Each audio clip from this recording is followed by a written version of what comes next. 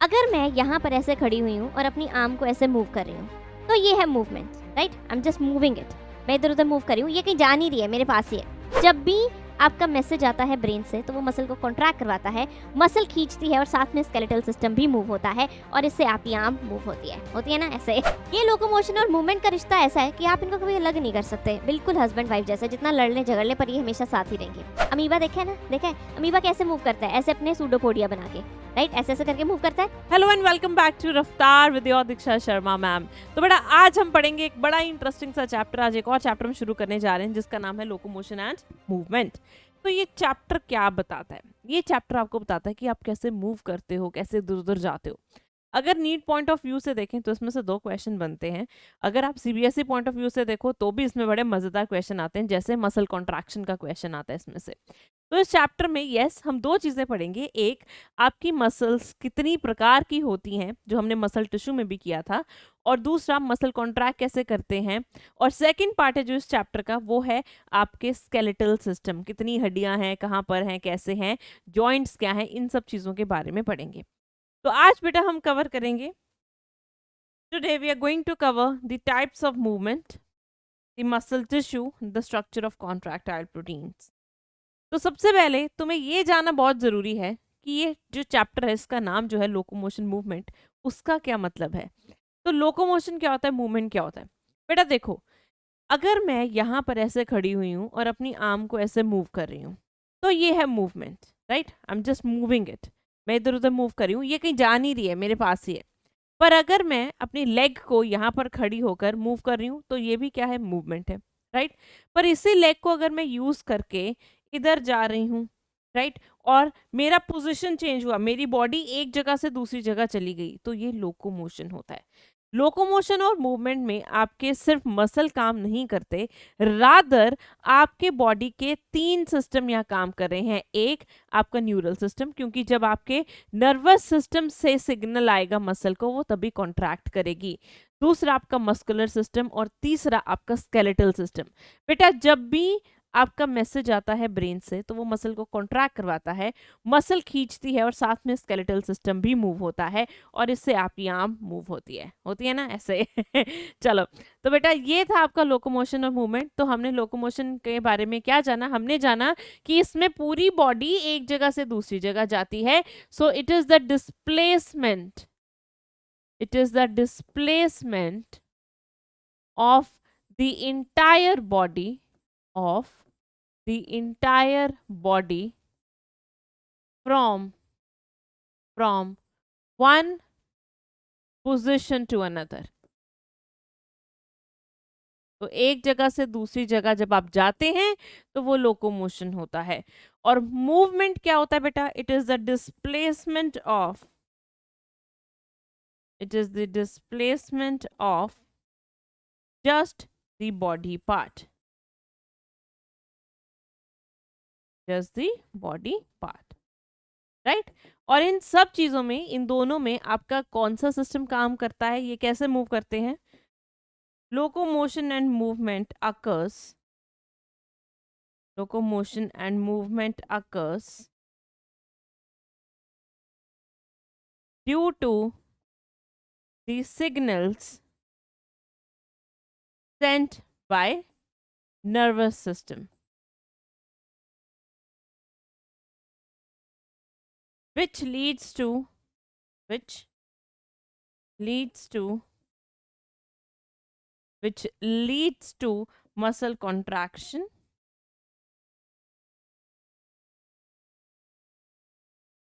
and movement of bones and joints, movement of bones, right? तो इसीलिए हम कहते हैं कि नर्वस सिस्टम, अब बेटा नर्वस सिस्टम का यहाँ पर बहुत इंपॉर्टेंट रोल है। वही जब एक अपना सिग्नल देता है, तभी आपकी जो मसल है वो आगे मूव करती है, राइट, कॉन्ट्रैक्ट करती है और मूवमेंट करवाती है।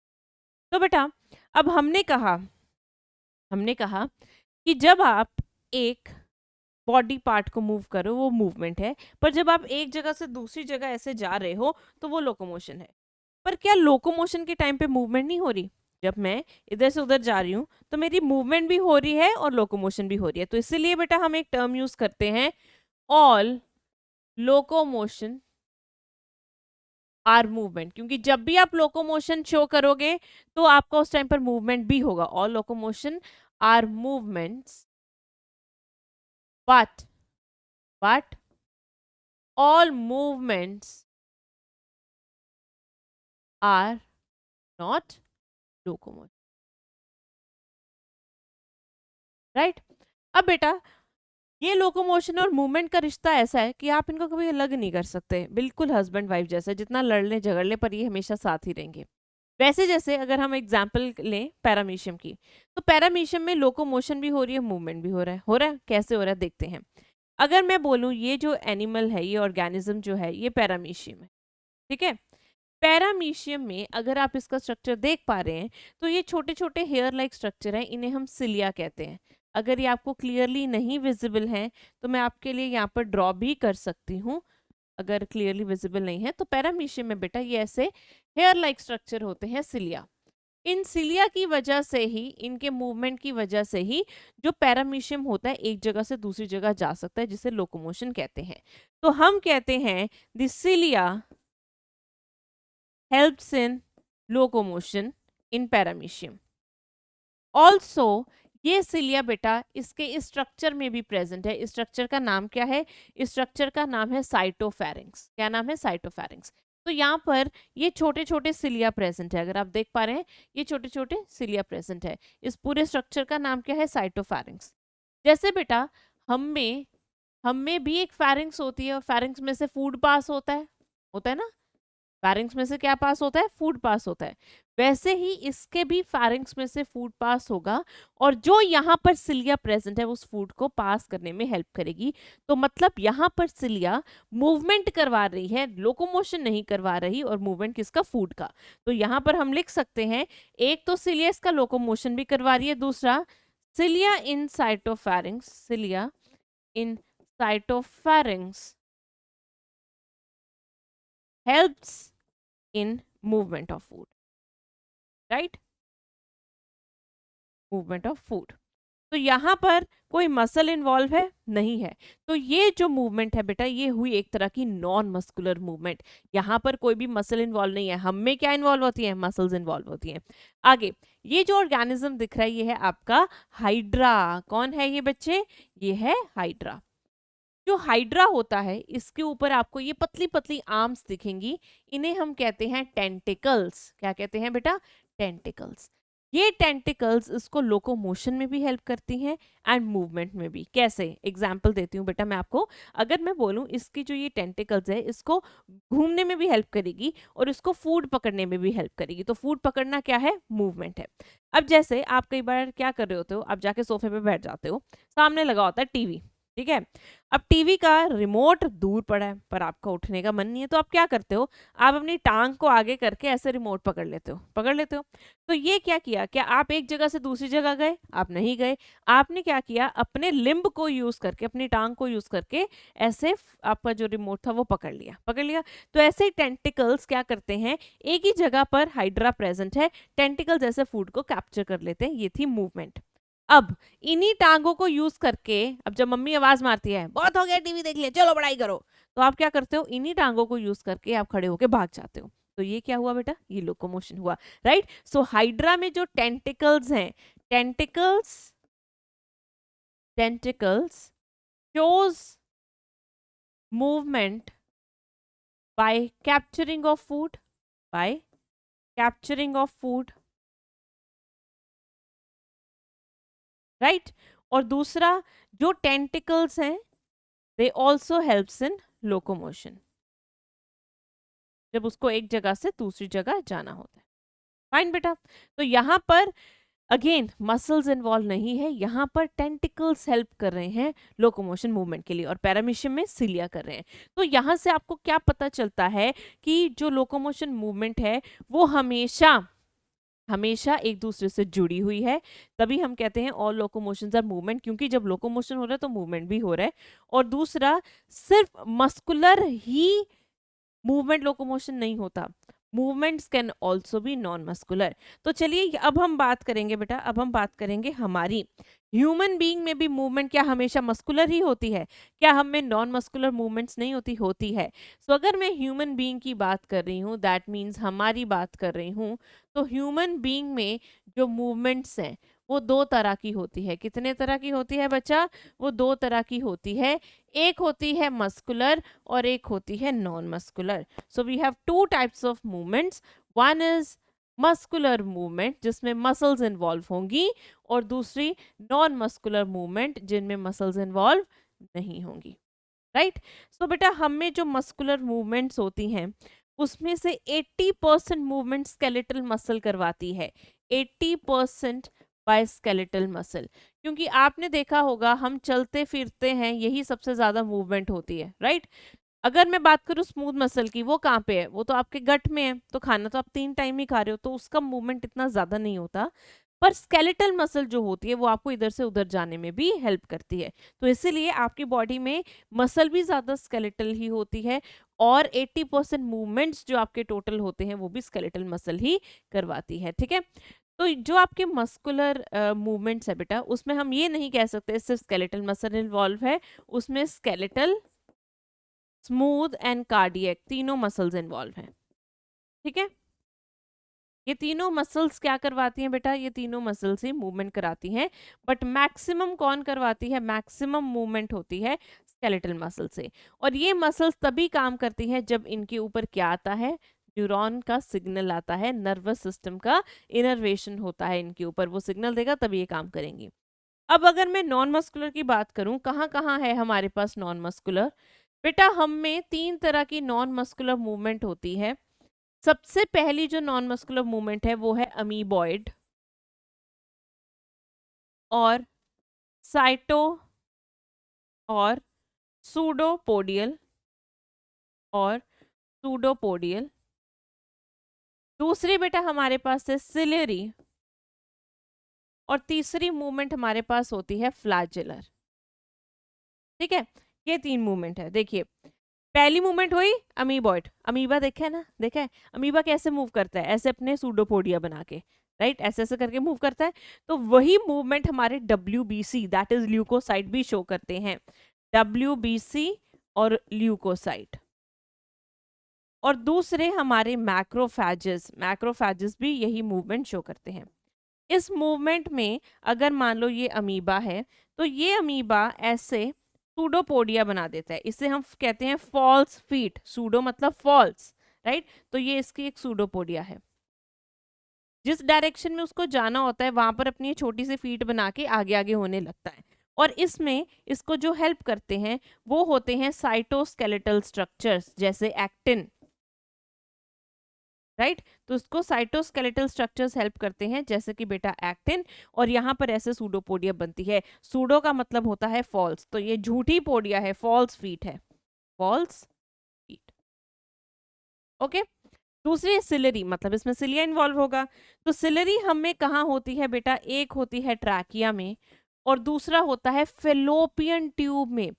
ट्रैकिया में ये मूवमेंट का क्या काम होता है? अब ये गला है तुम्हारा, ठीक है? अब इसमें डस्ट वगैरह जाएगी, और जब कोई डस्ट या माइक्रोब जाता है तो हमारे ट्रैकिया के अंदर क्या होता है? सेल्स बहुत ज्यादा म्यूकस बनाने लगते हैं। राइट? बहुत ज्यादा म्यूकस बनाने लगते हैं और उस डस्ट को ट्रैप कर लेते हैं। कर लिया? अब जैसे अगर मैं बोलूं कि ये एक ट्रैकिया है, ठीक है? अब ट्रैकिया में लगी हुई है बेटा बहुत सारी सिलिया, बहुत सारी सिलिया। अब जैसे ही यहाँ पर डस्ट पार्टिकल आया, ये डस्ट पार्टिकल आया, तो इसके सेल्स क्या करेंगे? इसके सेल्स म्यूकस बनाने लगेंगे और सारा ये डस्ट म्यूकस में ट्रैप हो जाएगा। राइट? अब ये सिलिया एक ही डायरेक्शन में मूव करेंगी और सारी चीज को बाहर फेंक देगी। तो ये ट्रैकिया में सिलिया क्या कर रहा है? ये क्या करता है जो ट्रैकिया में सिलिया है? It helps in movement of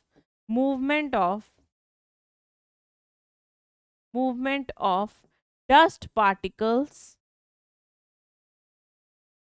trapped in mucus, trapped in mucus. Right? दूसरा एग्जाम्पल बेटा मैंने आपको बताया फलोपियन ट्यूब। फलोपियन ट्यूब को हम ओविडक्ट भी कहते हैं, फीमेल रिप्रोडक्टिव पार्ट है ये। फलोपियन ट्यूब में भी सिलिया होता है, तो वहां पे बेटा ये किसकी मूवमेंट में हेल्प करेगा? फीमेल का गेमीट क्या है? ओवा। तो यहाँ पे ये किसका हेल्प करेगा? मूवमेंट ऑफ ओवा, मूवमेंट ऑफ ओवा। बेटा क्या होता है कि अगर मैं ये बोलूं कि ये फीमेल का यूट्रस है, यूट्रस के इधर फेलोपियन ट्यूब लगी होती है, ठीक है। अब बेटा ये है ओवरी, ओवरी से जब ये एग रिलीज होगा तो यहाँ आएगा, ठीक है। इसको यहाँ पे पहुंचना है ताकि जो स्पर्म है वो उससे मिल सके, जो स्पर्म है उससे मिल सके, फर्टिलाइजेशन हो सके। तो यहाँ से यहाँ का सफर ये कैसे तय करेगा? इसके पास तो कोई फीट वीट नहीं है, तो इसमें यहाँ पर लगे हुए सिलिया, यहाँ पर लगे हुए सिलिया उसे हेल्प करेंगे, ठीक है। जैसे इमेजिन करो, जैसे घास नहीं होती लंबी लंबी बड़ी, जब विंड चलती है तो घास ऐसे से लहराती है ना खेतों में, तो बिल्कुल वैसे ही बेटा, या कह लो कि पौधे ऐसे से लहराते हैं खेतों में, वैसे ही सोचो कि नीचे भी ऐसे खेतों के पौधे लगे हैं, लहरा रहे हैं, और ऊपर की तरफ भी, और इधर बीच में ओवा जा रहा है, तो ओवा ऐसे ऐसे मूव करेगा, और इसको कौन हेल्प कर रहा है? सिलिया हेल्प कर रहे हैं, ठीक है। तो सिलिया हम में भी होता है, हम में कहाँ होता है सिलिया? हम में होता है एक ट्रैकिया में, एक फिलोपियन ट्यूब में, जिसको ओविडक्ट कहते हैं। फ्लैजुलर मूवमेंट आपने बॉटनी में पढ़ा होगा, यूग्लिना करता है, पढ़ा होगा ना। वैसे हम में कौन करता है? हम में करता है स्पर्म्स। आपने 3 इडियट्स देखी है, उसमें देखा ना पहला सीन को, वो स्पर्म ऐसे भाग रहे होते हैं ना, life is a competition, race वाला है ना। तो उसमें आपने देखा होगा कि स्पर्म की छोटी सी टेल होती है और वो ऐसे ऐसे ऐसे ऐसे करके भाग रहे होते हैं। तो ये मूवमेंट फ्लैजुलर मूवमेंट, वो फ्लैजुला जैसी होती है टेल, तो फ्लैजुलर मूवमेंट कौन शो करता है बेटा? ये करते हैं स्पर्म। तो यस, ह्यूमन बीइंग में भी 2 तरह की मूवमेंट होती है, एक मस्कुलर, दूसरा नॉन मस्कुलर। जो मस्कुलर है उसमें मसल्स इन्वॉल्व है, नॉन मस्कुलर में मसल्स इन्वॉल्व नहीं है, राइट। ये हम में होती है अमीबॉइड मूवमेंट डब्ल्यूबीसी में, सिलियरी ट्रैकिया और फलोपियन ट्यूब में, एंड फ्लैजुलर स्पर्म्स में। चलो बच्चे आगे बढ़ते हैं, अब पढ़ते हैं हम मसल के बारे में, about the muscle. Now what is the muscle? Muscle बेटा एक मस्कुलर टिश्यू है। ये क्या है? टिश्यू है, बिकॉज ये भी ग्रुप ऑफ सेल का बना हुआ है। इसका ओरिजिन क्या है? इसका ओरिजिन है मीजोडर्म, इसका ओरिजिन है मीजोडर्म। अगर मैं एक मसल की बात करूं, मसल क्या क्या काम कर सकती है, इसके क्या क्या प्रॉपर्टीज है। सबसे पहली प्रॉपर्टी, ये कॉन्ट्रैक्ट कर सकती है, कॉन्ट्रैक्टिबिलिटी। दूसरी, ये फैल सकती है, एक्सटेंसिबिलिटी, राइट, ऐसे फैल सकती है। रबर बैंड की तरह वापस भी आ सकती है, इलास्टिसिटी। और एक न्यूरॉन का सिग्नल, करंट सिग्नल को रिस्पॉन्स भी कर सकती है, और इसके अंदर भी करंट दौड़ सकता है, तो इसे हम कहते हैं एक्साइटेबिलिटी। तो ये बेटा प्रॉपर्टीज होती हैं आपकी मसल की, इसको आपने याद रखना है। कॉन्ट्रैक्टिबिलिटी, मसल कॉन्ट्रैक्ट करती है। अब जैसे मेरी आर्म है, ठीक है, अब इसमें देखो ये जो मेरी मसल है बेटा एक्सटेंड हो रखी है, अपनी भी मसल को टच करके देखो, ये ऐसे लंबी एक्सटेंड हो चुकी है, ठीक है। अब अगर मैं इसे कॉन्ट्रैक्ट करवाऊंगी तो आप देखोगे, अब ये मसल ऊपर आ गई, तो ये थोड़ी सी छोटी हो गई। तो जब भी मसल कॉन्ट्रैक्ट करती है तो बेटा वो क्या हो जाती है? छोटी हो जाती है। और जब वो रिलैक्स करती है तो वो थोड़ी सी लंबी हो जाती है, एक्सटेंड हो जाती है। अब आप देखोगे तो ये इलास्टिक की तरह वापस आ गई, तो इस प्रॉपर्टी को इलास्टिसिटी कहते हैं। न्यूरॉन उसको सिग्नल दे रहा है, उसे हम क्या कहते हैं? कि वो एक्साइटेबल है। फाइन। तो ये 4 प्रॉपर्टीज होती हैं आपकी मसल की। तो जब भी मसल कॉन्ट्रैक्ट करता है बच्चा, जब भी मसल कॉन्ट्रैक्ट करता है तो वो छोटा होता है, शॉर्टन्स, इट शॉर्टन्स। और जब भी मसल रिलैक्स करता है तो वो ओरिजिनल पोजीशन पे आता है, बैक टू ओरिजिनल पोजीशन और ओरिजिनल साइज। ओके, चलो। अब ये जो मसल होता है बेटा, ये किसका बना हुआ है? मसल बना हुआ है मसल फाइबर्स या मसल सेल का। तो muscle is made up of, muscle is made up of muscle cells, जिसे हम मसल फाइबर्स भी बोल देते हैं। Fine. How many types of muscles do we have? What are the various types of muscles? We have 3 types of muscle. One is your skeletal muscle, जो आपके bone से attach है। दूसरी है बेटा आपकी स्मूथ मसल, और तीसरी है आपकी कार्डियक मसल। यही 3 मसल पढ़े हैं हमने, यही पढ़े हैं ना। Skeletal muscle, smooth muscle and cardiac, there are 3 types of muscle.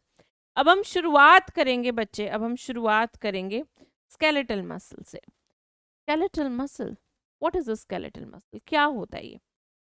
Skeletal muscle वो मसल है बेटा जो आपके स्केलेटल सिस्टम्स के साथ जुड़ा हुआ है। किसके साथ जुड़ा हुआ है? स्केलेटल सिस्टम के साथ। स्केलेटल में आती हैं हड्डियां, तो इसका नाम स्केलेटल क्यों पड़ा? क्योंकि ये आपके बोन से अटैच है। किससे अटैच है बेटा? It is attach to the bone.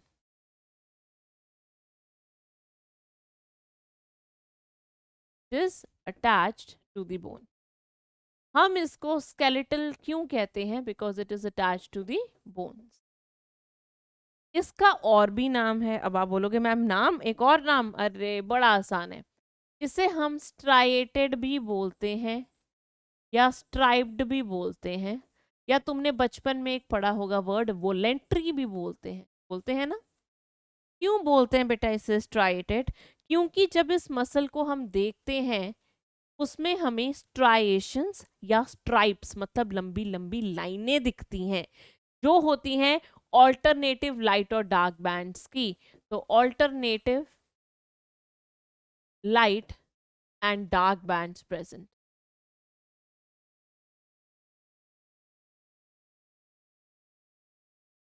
Right? Voluntary क्यों कहते हैं? Because it is under your control, under our control. देखो, अगर ये स्ट्राइएशन नहीं समझ में आया अभी समझा देते हैं। बेटा ये जो मसल होती है ना, ये इसमें जो सेल्स होते हैं सिलेंड्रिकल होते हैं। क्या होते हैं? सिलेंड्रिकल शेप में। ये एक मसल सेल बनाया मैंने स्केलेटल मसल का। तो अगर कोई पूछे इसके सेल्स की शेप क्या है, आप बोलोगे सिलेंड्रिकल। ये मान लो एक और बना दिया मैंने। इसमें बहुत सारे न्यूक्लियस होते हैं, बहुत सारे न्यूक्लियस होते हैं, और न्यूक्लियस पेरीफ्री में मिलते हैं ऐसे साइड्स में। ठीक है, लाइक दिस। और जब आप इस मसल को देखोगे आपको इसमें ऐसे ऐसे लाइनें दिखेंगी बेटा, लाइक दिस। इन्हें कहते हैं हम स्ट्राइएशंस और स्ट्राइप्स। और ये लाइनें बनती हैं ऑल्टरनेटिव लाइट और डार्क बैंड की वजह से। और ये ऑल्टरनेटिव लाइट और डार्क बैंड्स आपके फिलामेंट्स के बने होते हैं। किसके बने होते हैं? फिलामेंट्स के। बेटा आपने सेल पढ़ा है, सेल में आपने साइटोस्केलेटन पढ़ा था ना, है ना, पढ़ा होगा। तो वैसे ही हमारे यहाँ पर हमारे पास कुछ ऐसे ही फिलामेंट्स होते हैं जो मसल कॉन्ट्रैक्शन में हेल्प करते हैं, जैसे एक्टिन एंड मायोसिन। राइट? तो यहाँ पर आपके लाइट और डार्क बैंड बन रहे हैं। जहाँ पे मैंने लाइन खींची हुई है वो लाइट बैंड है, उसके बीच में dark, light dark, light dark, ये ऐसे ऑल्टरनेट चल रहे हैं। तो ये इन्हें ही हम क्या बोल देते हैं बेटा? इनको हम बोल देते हैं स्ट्राइएशंस और स्ट्राइप्स। और ये किसके बने हैं? ऑल्टरनेटिव लाइट और डार्क बैंड के। डार्क बैंड बनता है थिक फिलामेंट का, क्योंकि वो फिलामेंट मोटा है, वो मायोसिन होता है उसके अंदर। और जो थिन फिलामेंट होता है उसके अंदर क्या होता है? लाइट बैंड बनाता है, उसके अंदर एक्टिन होता है। ठीक है। और अगर आप देखोगे इसमें न्यूक्लियस सेंटर में नहीं, साइड में है, जिसे हम कहते हैं पेरिफेरी। तो यहाँ पर हम क्या बताएंगे बेटा? जो इसका मसल सेल होता है वो उसका शेप क्या है? सिलेंड्रिकल होता है। ठीक है।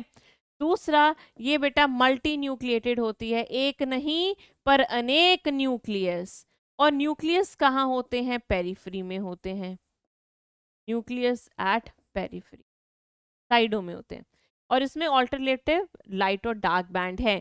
जो लाइट बैंड बनता है, बच्चे ध्यान से सुनना मैम की बात, लाइट बैंड बनता है बेटा थिन मायोफिलामेंट से, थिन मायोफिलामेंट से। और थिन मायोफिलामेंट में क्या होता है बेटा? एक्टिन होता है, ट्रोपोनिन होता है और ट्रोपोमायोसिन होता है। ये 3 प्रोटीन का बना होता है थिन फिलामेंट। वेयर एज जो आपका डार्क बैंड है वो किसका बना है? वो आपका बना है थिक मायोफिलामेंट का। मायो मतलब मसल, मसल का फिलामेंट है। और ये फिलामेंट किसके बने हैं? प्रोटीन्स के। और यहाँ पर जो प्रोटीन है उसका नाम क्या है? मायोसिन। ठीक है। तो यहाँ पर ये कॉन्सेप्ट याद रखना, the myofilaments are made up of proteins. जो मोटा दिखेगा वो थिक फिलामेंट, और जो मोटा दिखेगा वही डार्क बैंड बनाएगा। ठीक है। जो चीज मोटी होती है वही डार्क डार्क दिखती है ना। जो पतली होती है वो कैसे दिखेगी? लाइट। जैसे बेटा अगर मैं बोलूँ, फॉन्ट साइज से समझा देती हूँ, अगर मैं बोलूँ ये फिलामेंट मोटा है तो ये थोड़ा आपको डार्क दिखेगा। और अगर मैं बोलूँ ये फिलामेंट थोड़ा पतला है तो ये आपको एकदम लाइट दिखेगा। इसी तरह से होता है ये। तो थिक किसका बना है, मायोसिन का। थिन किसका बना है, ये बना है आपका एक्टिन ट्रोपोनिन ट्रोपोमायोसिन का। फाइन, चलो। तो ये जो मसल होती है बेटा आपकी स्केलेटल मसल, इसमें बहुत सारा माइटोकॉन्ड्रिया होता है। There is large amount of mitochondria and there is large amount of glycogen. Glycogen energy देता है मसल को बेटा।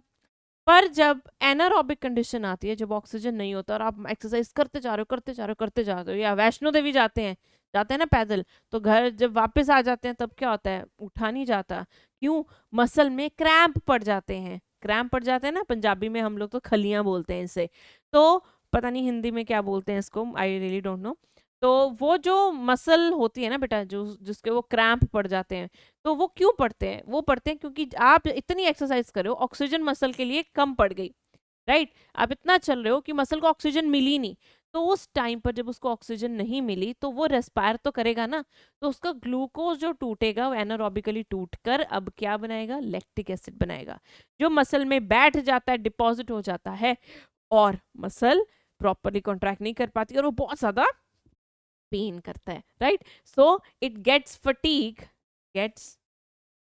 fatigue due to deposition of lactic acid।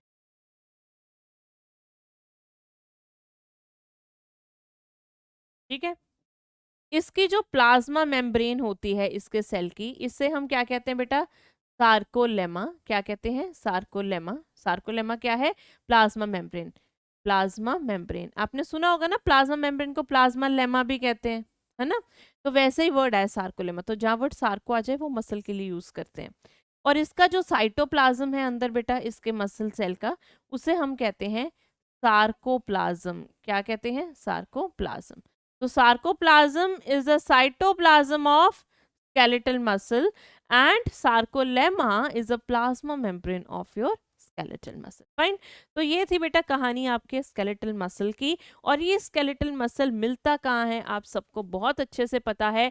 एक तो ये बोन से अटैच होता है, इसके अलावा ये आपके टंग में, ईसोफेगस में, फेरिंक्स में भी मिलता है, और आपकी बॉडी वॉल में भी मिलता है। बॉडी वॉल मतलब बेटा ये वाला पार्ट, जो ये मेरी बॉडी वॉल है, ये कमर बॉडी वॉल है। थक जाती है ना कमर ऐसे कई बार बैठे बैठे, तो मतलब कमर में इधर सारी जो भी मसल है वो कौन सी है, वो सारी आपकी स्केलेटल मसल है। ठीक है बच्चे, तो ये थी इसकी लोकेशन।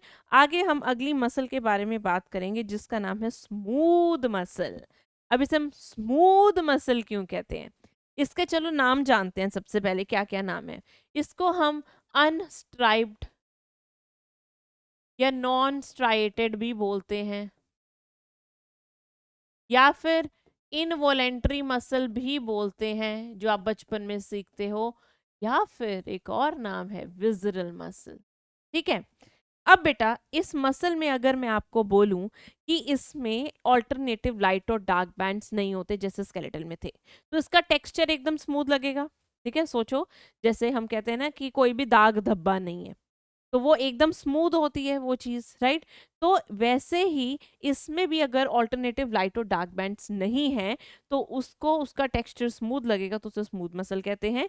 क्योंकि लाइट एंड डार्क बैंड नहीं है तभी से अनस्ट्राइप्ड या नॉन स्ट्राइटेड कहते हैं। तो यहाँ पर बेटा ये नाम क्यों है तीनों, because there are no alternative light and dark bands. Alternative light and dark bands. ठीक है, इनवॉलेंट्री क्यों कहते हैं, because it is not under our control.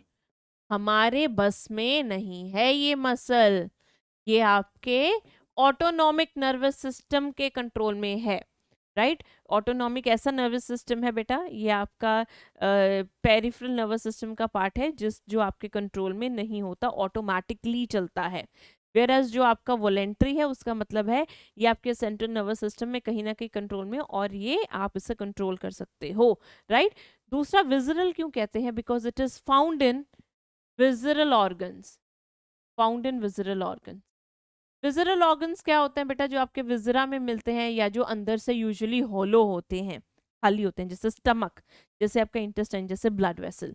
तो ये आपको कहाँ पर मिलेगा, ये मिलेगा बेटा आपको स्टमक में, इंटेस्टाइन में, यूट्रस में, ब्लड वेसल्स में, यूरिनरी ब्लैडर में एंड सम स्फिंक्टर्स में। ठीक है, यहाँ पर ये आपको मसल मिलती है। ये जो मसल होती है स्मूथ मसल, अगर हम इसका डायग्राम बना के देखें तो ये कुछ ऐसी दिखती है। इसका मसल सेल, इस मसल का सेल बना रहे हैं हम, पूरी मसल नहीं है, ये एक सेल है बेटा इसका। तो अगर आप देख पा रहे हैं ये ऊपर से और नीचे से तो एकदम पतला है, टेपर है, तीखा है, बीच में से मोटा है। ऐसी शेप को बेटा हम क्या कहते हैं? फ्यूजीफॉर्म। क्या कहते हैं? फ्यूजीफॉर्म। और आप ये भी देख पा रहे हो स्केलेटल मसल में जो शेप थी वो सिलेंड्रिकल थी, और स्केलेटल मसल में बहुत सारे न्यूक्लियस थे। यहाँ पर एक ही न्यूक्लियस है, स्केलेटल मसल में बहुत सारे न्यूक्लियस थे, पेरिफ्री पे थे। पेरिफ्री का मतलब होता है ऊपर नीचे होना, सेंटर में ना होना। जैसे ये अगर रूम है, इस रूम में छत पे, जमीन पर, ऐसे दीवारों में, इधर आपका न्यूक्लियस प्रेजेंट है, पर जो आपका ये वाला होता है ये बिल्कुल एकदम सेंटर में होता है। ठीक है, तो यहाँ पर बेटा ये जो मसल है आपकी, ये जो मसल है ये, इसमें एक ही न्यूक्लियस होता है, इसे हम कहते हैं यूनिन्यूक्लिएटेड, और न्यूक्लियस एकदम सेंटर में होता है, न्यूक्लियस एट सेंटर। इसमें सार्कोलेमा भी नहीं होती, इसमें नॉर्मल प्लाज्मा मेम्ब्रेन होती है। सार्कोलेमा भी नहीं है, ऑल्टरनेटिव लाइट और डार्क बैंड नहीं होते इसमें बेटा, वो हमने लिख दिया है, there are no alternative light and dark bands present. तो सार्कोलेमा भी इसमें क्या है बेटा? एब्सेंट है। और ये थकती नहीं है, डू नॉट गेट फटीग, ये बिल्कुल भी थकती नहीं है। फाइन। अगर मैं बात करूं स्मूथ मसल की, स्मूथ मसल बेटा टू टाइप की होती है। कितने टाइप की है? टू टाइप की। एक होती है सिंगल यूनिट स्मूथ मसल, और एक होती है मल्टी यूनिट। जो सिंगल यूनिट स्मूथ मसल है उसे सिंगल यूनिट क्यों कहते हैं? क्योंकि उसमें बेटा क्या प्रेजेंट है? Gap junction. क्या प्रेजेंट है? Gap junction. मान लो तुम्हारे पास एक ही रो में बहुत सारे कमरे हैं, और सारे कमरों में से एक, हर कमरे में जो अटैचमेंट है वो है उसकी दीवार में बने हुए एक दरवाजे से। मान लो मेरे पास बहुत सारे रूम्स हैं, मान लो मेरे पास ये सारे कमरे हैं। ठीक है, ये मान लो 3 कमरे हैं, इस कमरे में इधर भी दरवाजा है, इधर भी दरवाजा है, और इधर भी दरवाजा है। ठीक है। अब मान लो अगर मैं यहाँ से कोई चीज लेकर जाती हूँ तो वो इसमें भी जाएगी, इसमें भी जाएगी, और इसमें भी जाएगी, जाएगी ना। मान लो ये कमरे हैं, कमरों में मैंने पानी भर दिया तो दरवाजे सबके खुले हैं, तो ये जो पानी है ये तीनों कमरे में जाएगा, जाएगा ना, और तीनों कमरे भर जाएंगे। तो ऐसे ही होती है बेटा आपकी सिंगल यूनिट स्मूथ मसल, इनमें गैप जंक्शंस होते हैं, ये सारे गैप जंक्शंस हैं। ये बेटा जब भी पहली मसल के पास न्यूरॉन ने इंफॉर्मेशन दिया तो ये दूसरे को दे देगा, दूसरा तीसरे को दे देगा, और सारे साथ में मिलकर एक सिंगल यूनिट की तरह कॉन्ट्रैक्ट करेंगे, तभी से कहते हैं सिंगल यूनिट स्मूथ मसल। जो मल्टी यूनिट होती है वो बेटा उसमें गैप जंक्शन एब्सेंट होते हैं, गैप जंक्शन एब्सेंट होते हैं, मतलब गैप जंक्शंस नहीं होते। ठीक है, इसमें क्या है? अलग अलग कमरे हैं, जैसे मान लो ये अलग अलग मसल है, हर मसल पे न्यूरॉन अलग से सप्लाई देगा और फिर इंफॉर्मेशन जाएगी, और ये सब अलग अलग ही कॉन्ट्रैक्ट करेंगे। तो सिंगल यूनिट की एग्जांपल है बेटा आपकी इंटेस्टाइन। जैसे इंटेस्टाइन में बेटा आप पेरिस्टालिसिस मूवमेंट देखते हो, ऐसे होती है पेरिस्टालिसिस, होती है ना बेटा, होती है। मान लो इस पोर्शन पे अभी कॉन्ट्रैक्शन चल रही है, तो सारी गट पेरिस्टालिसिस मिलके ही कर रही है ना, ऐसे तो नहीं ऊपर वाला कर रहा नीचे वाला नहीं कर रहा। तो ये जो मसल है इंटेस्टाइन में, ये सिंगल यूनिट स्मूथ मसल है। अगर मैं बात करूं बेटा आपके ब्लड वेसल्स में और आपके हेयर फॉलिकल में, तो इसमें जो मसल होती है बेटा ये मल्टी यूनिट होती है। क्या होती है? मल्टी यूनिट, मतलब एक एक अलग अलग मसल पे इंफॉर्मेशन जाएगी और वो अलग अलग कॉन्ट्रैक्ट करेंगे। तो ये होता है बेटा आपका स्मूथ मसल। अगली मसल है आपकी कार्डियक मसल। कार्डियक मसल के नाम से पता चल रहा है आपका, it is a muscle of heart, it is a muscle present in heart. और आपको भी पता है बेटा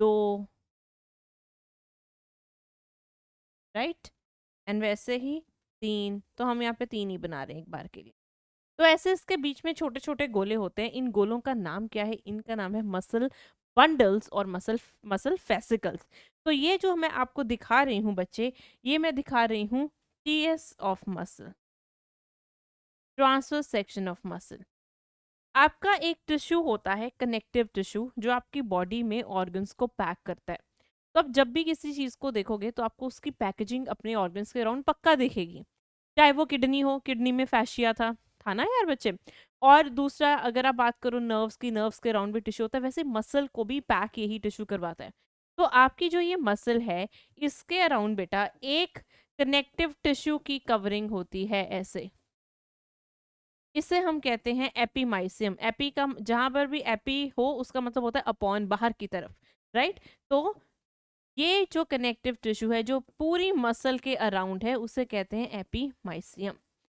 और जो मसल है वो बहुत सारी ये गोले गोले स्ट्रक्चर का बना हुआ है, इसे हम कहते हैं मसल बंडल्स, मसल बंडल्स और मसल फेसिकल्स, राइट। ये मसल बंडल या ये मसल फेसिकल, ये भी एक कनेक्टिव टिश्यूज के से घिरे हुए हैं। इस कनेक्टिव टिश्यू को हम कहते हैं पेरीमाइसियम। क्या कहते हैं बेटा? Perimysium.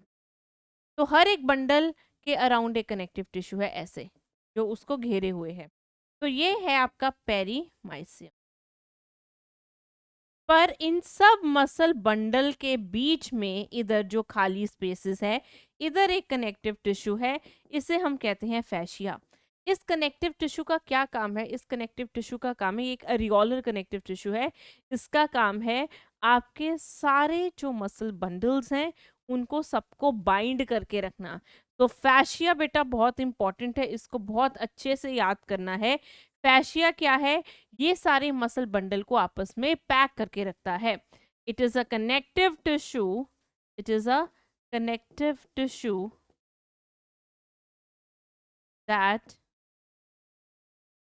binds all the muscle bundles together, all the muscle bundles, right। अब इस मसल बंडल के अंदर क्या है? इस मसल बंडल के अंदर आपके सेल्स हैं, जिनको हम कहते हैं मसल फाइबर और मसल सेल। ये क्या है बेटा? मसल फाइबर या मसल सेल। तो इट्स जस्ट लाइक डब्बे में डब्बा, मसल फाइबर या फिर मसल सेल, राइट। तो बहुत सारे मसल सेल मिलकर क्या बनाते हैं? एक मसल बंडल। और बहुत सारे मसल बंडल मिलकर क्या बनाते हैं? एक पूरी मसल, राइट। तो ये जो मसल है, अगर आपको अभी भी नहीं समझ आया, सोचो ये मसल है, ठीक है। इस मसल में से बेटा क्या निकल रहा है? ये निकल रहे हैं बहुत सारे मसल बंडल। इस मसल बंडल में से क्या निकल रहा है बेटा? इसमें से बहुत सारे मसल सेल्स निकल रहे हैं। इन मसल सेल्स के अंदर क्या है? इनके अंदर क्या होता है वो हम आगे देखें, राइट। तो ये था बेटा आपका मसल का स्ट्रक्चर, ये ड्रॉ कर लेना आप। तो चलिए बेटा अब हम देखेंगे स्केलेटल मसल का सेल कैसा दिखता है। तो चलिए बनाते हैं। स्केलेटल मसल का जो सेल है बेटा वो सिलेंड्रिकल होता है। क्या होता है? सिलेंड्रिकल, ऐसे, राइट। तो हर एक सेल की एक प्लाज्मा मेम्ब्रेन होती है, इसे हम क्या कहते हैं? सार्कोलेमा। क्या कहते हैं बेटा? Sarcolemma, right. जैसे हर एक सेल की एक प्लाज्मा मेम्ब्रेन होती है, स्केलेटल मसल सेल की भी एक प्लाज्मा मेम्ब्रेन होती है, पर इसको हम यहाँ पर प्लाज्मा मेम्ब्रेन नहीं क्या कहते हैं? सार्कोलेमा। ये जो सार्कोलेमा होती है बेटा, ये ऐसे सीधी नहीं होती, ये अंदर की तरफ मुड़ी होती है। और अंदर मुड़कर ये कुछ स्ट्रक्चर्स बनाती है, जिन्हें हम कहते हैं टी ट्यूब्यूल। क्या कहते हैं बेटा? टी ट्यूब्यूल्स कहते हैं, लाइक दिस, ओके। तो what are these structure? These are T tubule. T का मतलब क्या है? टी का फुल फॉर्म क्या है बेटा? इसका मतलब होता है transverse tubule. Tubule is transverse tubule. अब जैसे कि हमने बात करी थी, आपका जो स्केलेटल मसल का सेल होता है, उसके अंदर बहुत ज्यादा माइटोकॉन्ड्रिया होता है, बहुत ज्यादा ग्लाइकोजन होता है। इसके अलावा और क्या होता है इसमें? इसमें बेटा सार्कोप्लाज्मिक रेटिक्यूलम होता है। क्या होता है? Sarcoplasmic reticulum. Now what is this sarcoplasmic? बेटा ये मॉडिफाइड क्या, मॉडिफाइड स्मूथ एंडोप्लाज्मिक रेटिकुलम है, मॉडिफाइड स्मूथ एंडोप्लाज्मिक रेटिकुलम है, जो क्या स्टोर करता है, calcium ions, stores calcium, right? So what is its name? Its name is sarcoplasmic reticulum. अब इसके अंदर आपको क्या मिलता है, स्केलेटल मसल के अंदर क्या मिलता है, इसके अंदर हमें सिलेंड्रिकल स्ट्रक्चर्स मिलते हैं जिनका नाम है मायोफिब्रिल्स। क्या नाम है इनका, मायोफिब्रिल। तो ये हुए बेटा myofibril, these are what, these are myofibril. ये जो मायोफिब्रिल्स होते हैं इन्हीं में ही थिक और थिन फिलामेंट होता है जो ऐसे प्रेजेंट है, उनका इस तरह से लोकेशन है, या कह लो इस तरह से वो वहां पर पड़े हुए हैं कि आपको ऐसी अरेंजमेंट मिलेगी ऑल्टरनेटिव लाइट और डार्क बैंड की, लाइक दिस, राइट? तो जो मैं व्हाइट में बना रही हूँ बच्चे, ये लाइट बैंड हो गया, और जो ब्लैक में है वो डार्क बैंड हो गया। और जैसे कि हमने बात करी थी, जो लाइट बैंड होता है वो थिन फिलामेंट का बनता है जिसमें एक्टिन, ट्रोपोनिन, ट्रोपोमायोसिन होता है, ऐसे पूरे में कंटिन्यू होगा। और जो डार्क बैंड होता है उसमें मायोसिन होगा। ये जो मायोफिब्रिल्स हैं, व्हाट आर दी स्ट्रक्चर, इनको हम क्या कहते हैं, मायोफिब्रिल्स। ये जो मायोफिब्रिल्स हैं ये सार्कोलेमा से अटैच हैं with the help of a protein, और इस प्रोटीन का नाम क्या है, डिस्ट्रोपिन प्रोटीन। क्या नाम है, डिस्ट्रोपिन। ये जो मायोफिब्रिल्स हैं बेटा, ये किससे अटैच है, सार्कोलेमा से, with the help of a protein. इस प्रोटीन का नाम है डिस्ट्रोपिन। तो what is the function of dystrophin protein, इसको अच्छे से सुन लो क्योंकि इसका आगे एक डिसऑर्डर भी आएगा, हम डिसऑर्डर पढ़ेंगे, ठीक है? तो डिस्ट्रोपिन एक प्रोटीन है, स्प्रिंग की तरह है, ये मायोफिब्रिल्स को अटैच करेगा सार्कोलेमा से ताकि मायोफिब्रिल ऐसे पड़े रहें। मान लो इधर से भी पकड़ा हुआ है, इधर से भी पकड़ा हुआ है, और वो अपनी लोकेशन में रहे, क्योंकि उनको कॉन्ट्रैक्ट रिलैक्स करना है तो वो इधर उधर भाग सकते थे। तो इसीलिए ये डिस्ट्रोपिन प्रोटीन यहाँ पर दिया गया है। तो डिस्ट्रोपिन क्या है, प्रोटीन दैट अटैचेस मायोफिब्रिल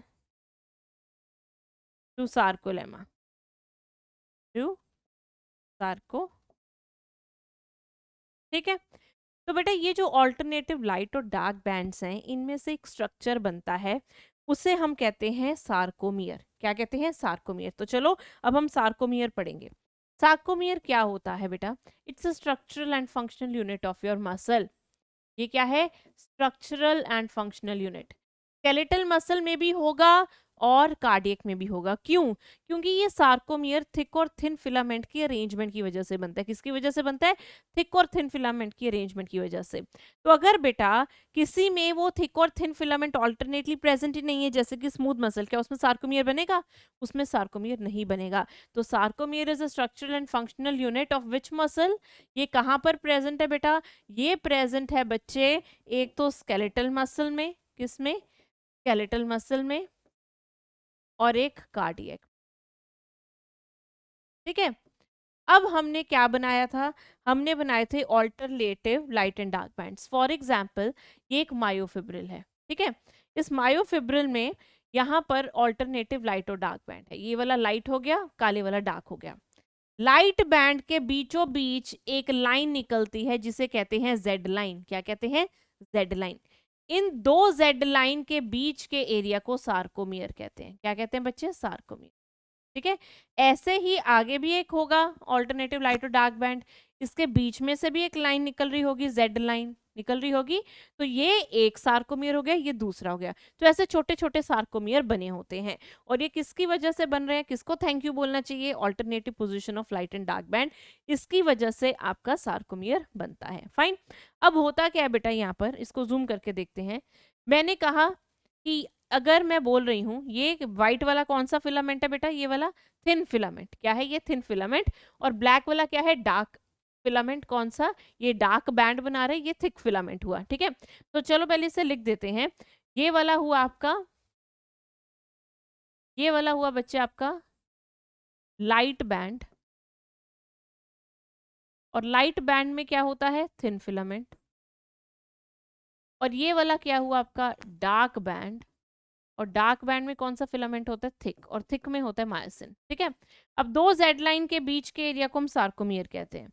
अगर बेटा ये आपका थिन फिलामेंट है, अगर ये आपका थिन फिलामेंट है, इधर भी है इधर भी है, ये थिन फिलामेंट लाइट बैंड बना रहा है, और बीच वाला बैंड क्या हुआ बेटा, ये आपका हुआ डार्क बैंड। इसमें कौन सा होगा, इसमें होगा मायोसिन, ठीक है। जेड लाइन हमने कहा, जेड लाइन किसको बाइसेक्ट करती है, थिन फिलामेंट को कर रही है। तो ये यहां से यहां तक जो एरिया हुआ वो सार्कोमियर हुआ। तो ये हो गया बेटा आपका, ये हो गया बेटा आपका थिन फिलामेंट।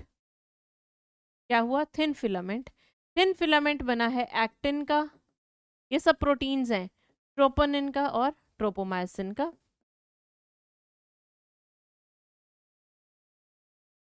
वेयर एज जो बीच में है बेटा ये वाला, इसको हम क्या बोलते हैं, इसको हम बोलते हैं थिक फिलामेंट। कई बार हम इसको मायोफिलामेंट भी बोल देते हैं, तो सही बात है, कुछ गलत नहीं है, क्योंकि मायो वर्ड मसल के लिए यूज करते हैं। ये बना होता है बेटा आपका मायोसिन प्रोटीन का, ठीक है। अब अब हमने क्या किया, इन पूरे सार्कोमियर के अंदर के एरिया को डिवाइड कर दिया, पूरे सार्कोमियर के एरिया को अंदर से डिवाइड कर दिया, जिसमें जिस पोर्शन में सिर्फ थिन फिलामेंट होता है। कौन सा फिलामेंट, थिन। आप इसको छोड़ देना, अंदर अंदर की बात करेंगे। जिस पोर्शन में सिर्फ थिन फिलामेंट होता है, ये वाले पोर्शन में, उसे हम कहते हैं आई बैंड। क्या कहते हैं बच्चे, आई बैंड। सो ये हो गया आपका आई बैंड, ठीक है, ये हो गया आपका आई बैंड, फाइन। जिस पोर्शन में थिक और थिन फिलामेंट दोनों होते हैं, मतलब जिसमें ये ग्रीन वाला भी है और ये वाइट वाला भी, इसे हम कहते हैं ए बैंड। क्या बोलते हैं, ए बैंड। जो दोनों थिन फिलामेंट के बीच में ये जो खाली जगह है, ये वाली इसे हम कहते हैं एच जोन। क्या कहते हैं बेटा, एच जोन। तो अगर आपको कोई बोले आई बैंड में क्या होता है, आप बोलोगे इसमें सिर्फ थिन फिलामेंट होता है। अगर आप अगर अभी भी नहीं समझे तो देखो, यहां से लेकर यहां तक ये पूरा जो एरिया है, ये इसमें सिर्फ कौन सा फिलामेंट है बेटा, थिन फिलामेंट। ये आई बैंड बनाएगा। वैसे इधर होगा, ये जिसमें थिक और थिन दोनों है वो ए बैंड बनाएगा, राइट। वैसे जैसे यहाँ पर भी बना देती हूँ मैं, ये पूरा आई बैंड हो गया, राइट। जो बीच वाला है जिसमें ग्रीन और ये वाइट दोनों है, थिक और थिन, वो आपका ए बैंड हो गया। और जो दो थिन के बीच में जगह खाली है उसे एच जोन कहते हैं, फाइन। और एच जोन के बीच में से भी एक बड़ी फेंट सी लाइन निकलती है, इसे हम बोलते हैं एम लाइन। क्या बोलते हैं, एम लाइन, ठीक है। तो आई बैंड अब हम लिखते हैं बेटा यहाँ पर, आपका जो आई बैंड है, इसको आई क्यों कहते हैं, आई का मतलब होता है आइसोट्रोपिक। आइसो मतलब सेम, इसमें सिर्फ सेम टाइप का फिलामेंट है, वो सिर्फ थिन है, तो इसे आइसोट्रोपिक कहते हैं। ए फॉर एन आइसोट्रोपिक मतलब सेम नहीं है, क्यों, क्योंकि उसमें थिक फिलामेंट भी है और थिन फिलामेंट भी है। तो isotropic band is I band. इसमें बेटा क्या होता है, आपके पास सिर्फ थिन फिलामेंट।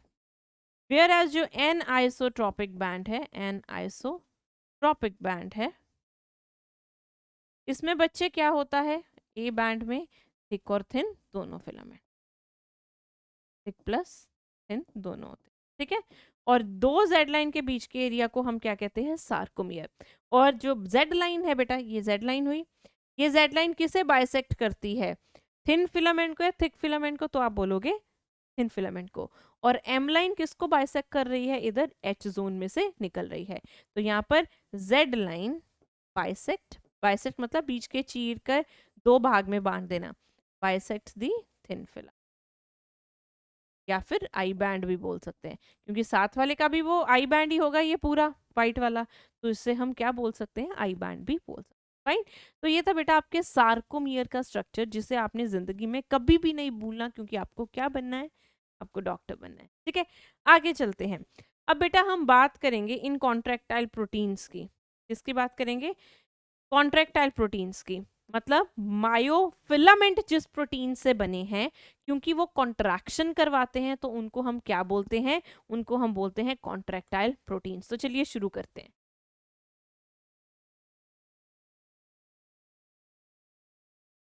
तो सबसे पहले हम बात करेंगे प्राइमरी मायोफिलामेंट, जो कि आपका थिक मायोफिलामेंट है, राइट। सबसे पहले हम किसकी बात करें बच्चे?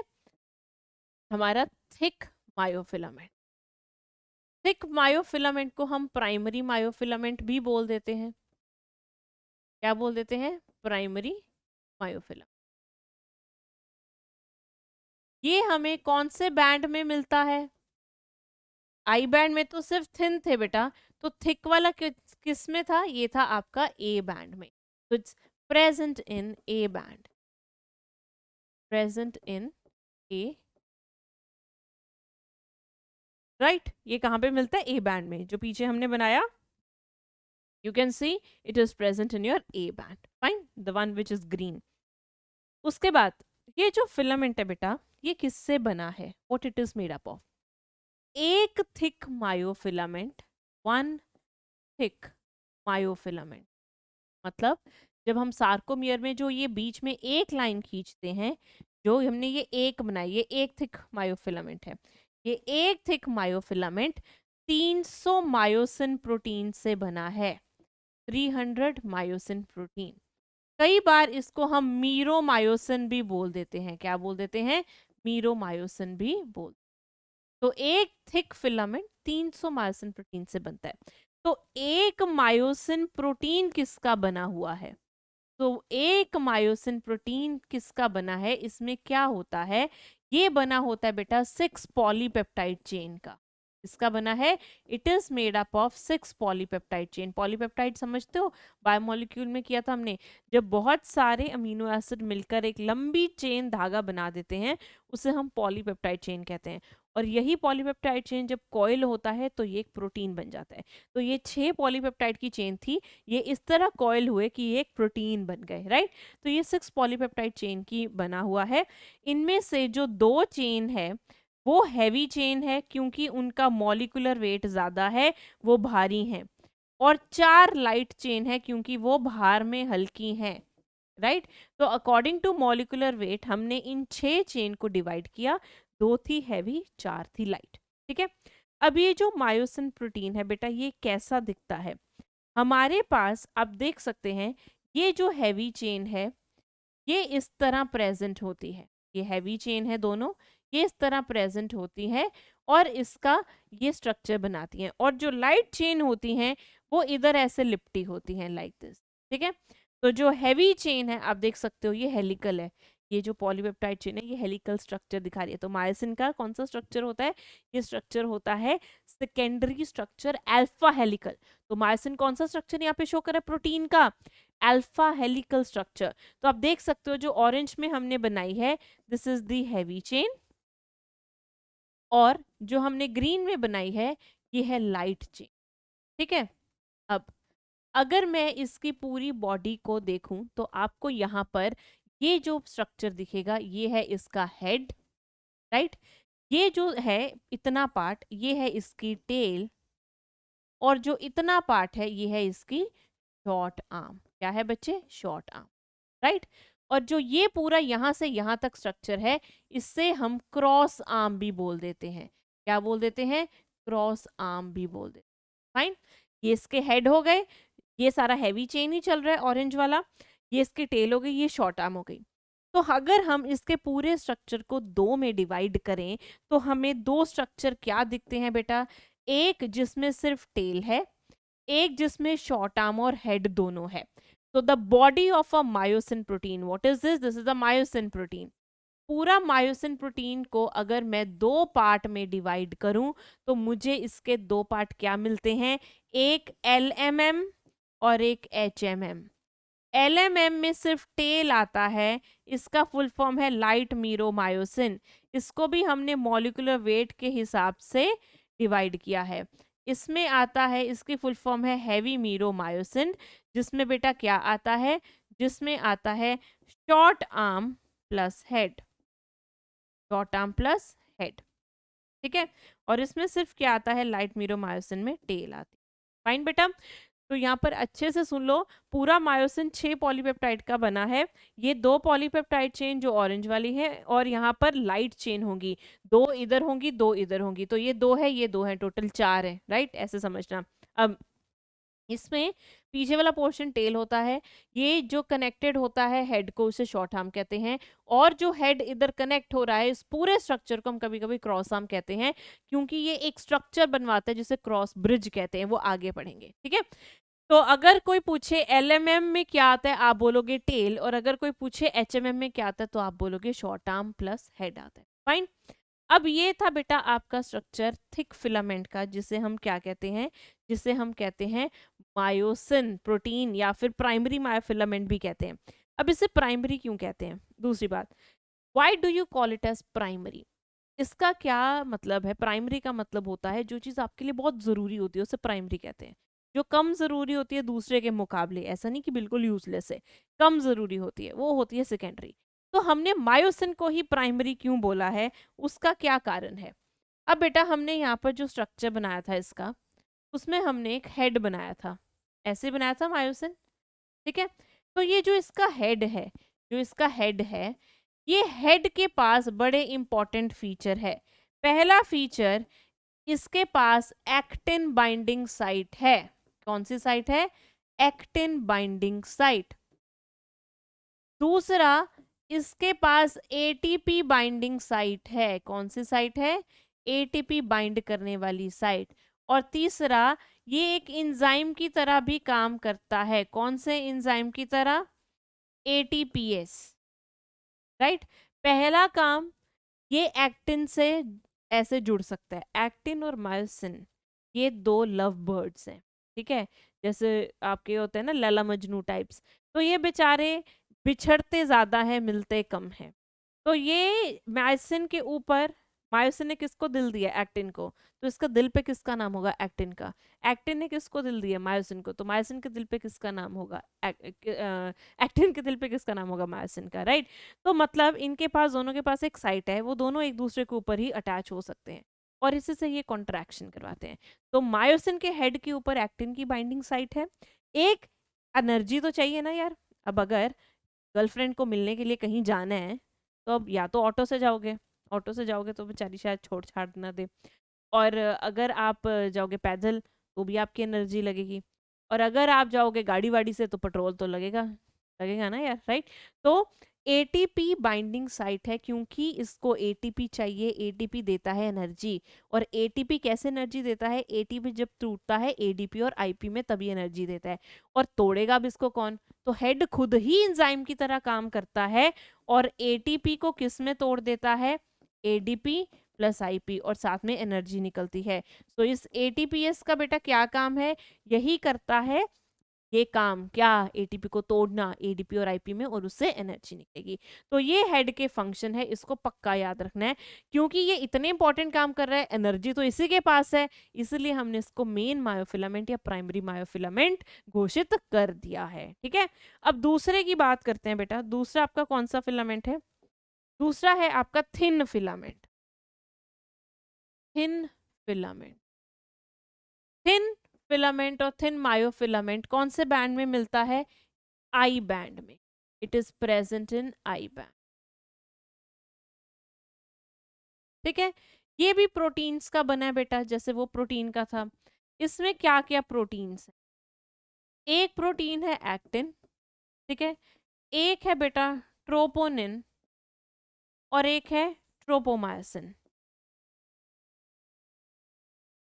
राइट।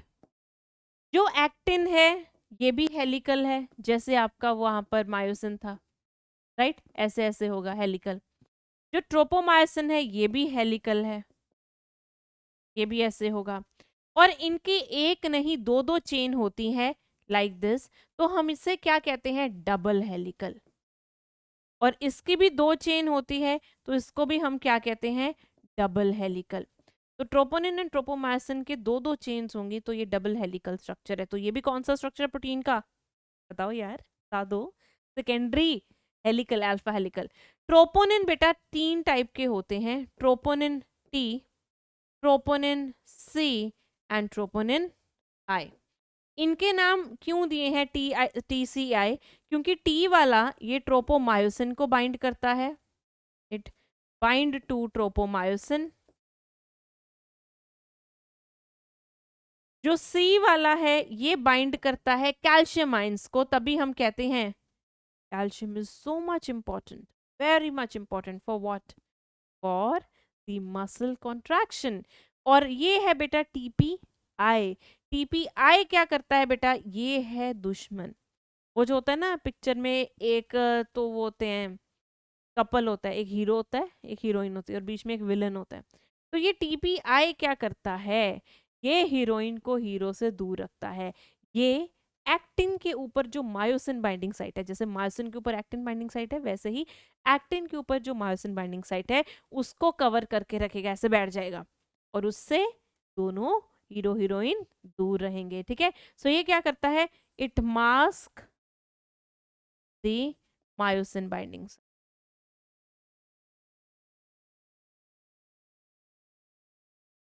राइट बच्चे, अब होता क्या है, जो एक्टिन होता है, वो एक्टिन आप देख रहे हो यहाँ पे हेलिकल स्ट्रक्चर है धागे जैसा, पर ये पहले ऐसा नहीं था। एक्टिन के पहले छोटे छोटे गोले हुआ करते थे। एक्टिन एक ऐसा ग्लोबुलर प्रोटीन था जिसे हम कहते हैं जी एक्टिन। जी मीन्स ग्लोबुलर, तो ग्लोबुलर हमेशा गोलाकार प्रोटीन होता है, गोल गोल। उसके बाद जब मैग्नीशियम आयन आके इनके रिएक्शन को कैटालाइज करता है तो ये लंबे लंबे धागे जैसे बन जाते हैं, लाइक दिस।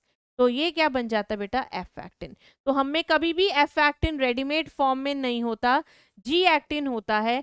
फिर वो मोती जुड़कर माला बनाते हैं और उस माला को हम एफ एक्टिन कहते हैं या फाइब्रस एक्टिन कहते हैं, जो एक्चुअल में आपका थिन फिलामेंट का पार्ट होता है। इस जी एक्टिन के ऊपर एक बाइंडिंग साइट होती है। एक्टिन किसका दीवाना है, कौन है इसका हीरो, मायोसिन। तो this is a myosin binding site, इससे मायोसिन बाइंड करेगा, यहां पर लगेगा। इसी के ऊपर कौन लग जाता है, टीपीआई, जब मसल कॉन्ट्रैक्ट नहीं कर रही होती, और उसको छुपा देता है और मायोसिन एक्टिन को ढूंढ नहीं पाता। राइट, वैसे ही इन सब के ऊपर भी बेटा आपका क्या होगा, मायोसिन बाइंडिंग साइट होगी, लाइक दिस। क्योंकि जी एक्टिन पे तो सबके ऊपर होगी और जी एक्टिन ऐसे पॉलीमराइज होकर ही बनता है, एफ एक्ट। राइट, तो चलो अब इसका स्ट्रक्चर देखते हैं कि ये कैसा दिखता है। Let's draw the structure. तब तक बेटा आप इसे बना लीजिए जल्दी से। Right, draw this, hurry up. This is a structure. अभी हमने कौन सा स्ट्रक्चर कर लिया है, we have already done the structure of a thick filament. Now we will draw the structure of a thin filament. Right, चलो। तो ये जो था जी एक्टिन, ये पॉलीमराइज करता है और क्या बनता है बेटा, एफ एक्टिन बनता है, जिसे फाइबरस बोल। फाइन, अरे अब draw this, you can draw this.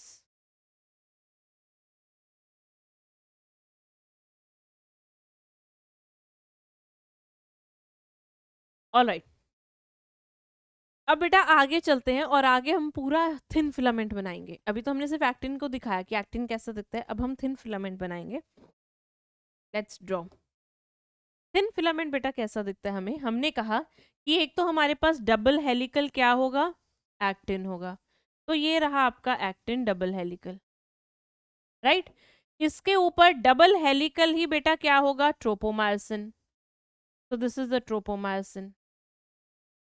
Fine, so the one which is in green is your F actin, the one which is in orange is your tropomyosin. अब इनके ऊपर क्या लगे होंगे, इनके ऊपर लगे होंगे ट्रोपोनिन। तो मैं एक बनाकर दिखा रही हूं आपको। तो ट्रोपोनिन बेटा कैसे लगे होंगे, एक ट्रोपोनिन होगा जो बहुत खराब है, कौन है, जो इन लैला मजनू को क्या कर रहा है बेटा, दूर कर रहा है ना। उसके बाद बेटा एक होगा जो कहाँ पर लगा होता है, जो लगा होता है ट्रोपोनिन, जो ट्रोपोमायोसिन पे, टीपीटी। और जो इन लैला मजनू को दूर कर रहा है वो टीपीआई। और जो कैल्शियम से बाइंड करेगा दैट इज टीपीसी। तो ये पूरा स्ट्रक्चर किसका हुआ। ओके, बात समझ में आई। अगर अभी भी नहीं आई, चलो हम इसका दूसरा सेक्शन देखते हैं। इमेजिन करो बच्चे, ये आपका एक्टिन है, ये एक्टिन की है myosin binding site. This is the myosin binding, myosin binding.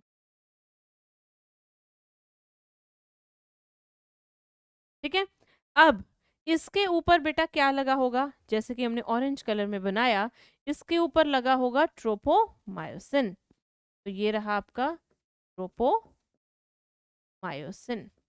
और अब होंगे ट्रोपोनिन्स। तो एक ट्रोपोनिन था बेटा, एक ट्रोपोनिन था आपका the one which is orange one, जो इसकी साइट को हाइड कर रहा था, ट्रोपोनिन आई इनहिबिशन वाला। एक था बेटा जो ट्रोपोमायोसिन से अटैच होकर बैठा है, टीपीटी। और एक था जिसके पास कैल्शियम है, ट्रोपोनिन, राइट। तो ये था बेटा आपका थिन फिलामेंट का स्ट्रक्चर जो 3 तरह के प्रोटीन से बना है, एक्टिन, ट्रोपोमायोसिन एंड ट्रोपोनिन। तो ये आपके थे बेटा फिलामेंट्स। हमने किया सार्कोमियर का स्ट्रक्चर। जो सार्कोमियर है, जो आपका सार्कोमियर है बच्चे, ये सार्कोमियर आपको ये बताता है कि मैं एक स्ट्रक्चर फंक्शन यूनिट हूँ और मैं किसका बना हूँ, थिक और थिन फिलामेंट का। थिन फिलामेंट ये प्रोटीन बनाते हैं, थिक फिलामेंट आपका मायोसिन बनाता है। एक थिक फिलामेंट में 300 मायोसिन प्रोटीन हो। फाइन, चलो अब ये थे बेटा कॉन्ट्रैक्टाइल प्रोटीन। अब हम करेंगे कुछ क्वेश्चंस। पहला क्वेश्चन आपकी कंप्यूटर स्क्रीन पर देखिए, the light bands contain actin and is called. Light band में एक्टिन होता है और जहां सिर्फ लाइट बैंड होता है उस वाले को हम क्या बोलते हैं, मतलब थिन फिलामेंट होता है उससे हम क्या बोलते हैं बेटा, आई बैंड। ए में तो थिक थिन दोनों होते हैं ना, है ना। एच जोन तो दो किसके बीच का एरिया था, आई बैंड के बीच का एरिया था, राइट। जेड लाइन तो बीच में बाइसेक्ट करी थी, तो इसका आंसर क्या हुआ बेटा, फर्स्ट आई बैंड। फाइन, अगला question, each organized skeletal muscle in our body is made of a number of muscle bundles or fascicles held together by a common collagenous connective tissue layer called। अब बेटा उसने सीधा question पूछा है, उसने कहा, पहले उसने एक लंबी सी लाइन बोल दी आपको कंफ्यूज करने के लिए, एक ऑर्गेनाइज स्केलेटल मसल जो होती है हमारी बॉडी में, वो बहुत सारे मसल बंडल से बनी होती है। और ये सारे मसल बंडल आपस में किसकी वजह से जुड़े हुए हैं, एक कनेक्टिव टिश्यू जिसका नाम है बेटा फैशिया। एपीमाइसियम तो पूरे मसल के अराउंड होती है कनेक्टिव टिश्यू की लेयर, पेरीमाइसियम एक मसल बंडल के अराउंड होती है। उसने पूछा क्या है, नंबर ऑफ मसल बंडल, तो यहाँ पर क्या आंसर आएगा, fascia. Now what is endomysium then, endomysium बेटा फिर क्या होती है, यहाँ पे स्ट्रक्चर बनाया था ना हमने यार, कहाँ गया, ये रहा। तो एंडोमाइसियम क्या है बेटा, ये जो एक आपका मसल फाइबर है इसके राउंड जो कनेक्टिव टिश्यू है इसे हम कहते हैं एंडोमाइसियम, ठीक है। चलो अब नेक्स्ट, अगला क्वेश्चन आपकी कंप्यूटर स्क्रीन पर, ये fusiform, uninucleated and involuntary are the features of smooth muscle, visceral muscle, skeletal muscle both 1 and 2। पहली बात फ्यूजिफॉर्म शेप, ये वाली, अगर आपको शेप पता है आपको आंसर पता चल गया होगा, स्मूथ मसल। अब जो बच्चे घोड़े पे सवार होकर आंसर देते हैं भाग भाग कर, कोई पेशेंस नहीं है, अभी तक उन्होंने आंसर 1 अपने मन में लगा दिया होगा। पर अगर आप क्लियरली सारे ऑप्शंस पढ़ोगे, visceral muscle is also the name of your smooth muscle, तो आंसर होगा फोर्थ, बोथ 1 and 2, ठीक है। आगे, in the resting state a subunit of dash mask the active binding site for myosin of the actin filaments। अब जब resting state में होता है तो कौन सा, मास्क का मतलब छुपाना, कौन मास्क करता है active binding site for myosin, मतलब मायोसिन की बाइंडिंग साइट किसके ऊपर, एक्टिन के ऊपर। कौन करता है मास्क बेटा, ट्रोपोनिन। कौन सा ट्रोपोनिन था, ट्रोपोनिन आई। तो यहाँ पर इन्होंने स्पेसिफिकली नहीं लिखा, तो आंसर बनेगा बेटा आपका 2, ठीक है। तो ये हुआ सेकेंड आंसर।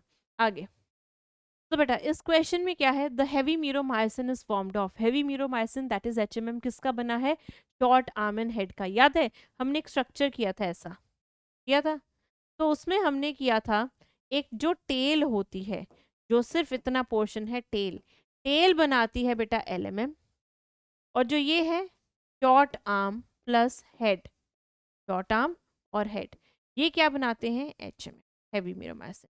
तो इसका आंसर क्या हुआ बेटा, थर्ड, राइट।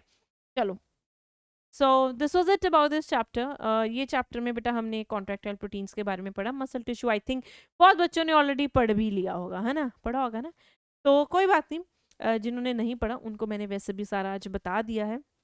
और मैं बस ये बोलूँगी बेटा प्रैक्टिस करो, अच्छे-अच्छे से रिवाइज़ करो। और ऐसे मत सोचो यार इतने लेक्चर हैं, ये थोड़े ज़्यादा हो गया, कम हो गया।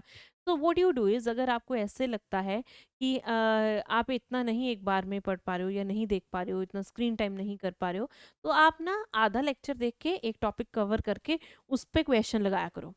फिर अगले दिन उस आधे लेक्चर को देखो और फिर क्वेश्चन लगाओ। इससे क्या होगा, तुम्हारी एफिशिएंसी बढ़ेगी। मैं नहीं मानती सब बच्चे एक ही बार में सारा लेक्चर देख पाएंगे और सब लर्न हो जाएगा। ऐसा नहीं होता बेटा। आप क्या करो, आप थोड़ा थोड़ा पार्ट क्यों नहीं लेते हो, आप थोड़ा थोड़ा पार्ट एक बार ट्राई करना। अगर आपका यहाँ पे इतना पढ़ के क्वेश्चन लग रहे हैं मेरे अकॉर्डिंग, तो आपके लग जाने चाहिए, राइट। कोई भी टीचर ऐसे नहीं है कम पढ़ा दे ज़्यादा पढ़ा दे। तो हमने आपको वो 100% चीज़ दी है जो नीट में आती है।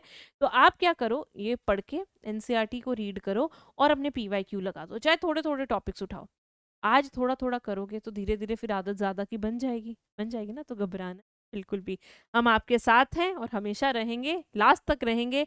आप बस पढ़ते रहिए। बस इतना आप हमारा वो रखें भरोसा कि आपको हम वहाँ तक लेके जाएँगे। आप बस पढ़ते रहिए, अच्छे से पढ़ते रहिए और हमें आपसे बस इतना ही।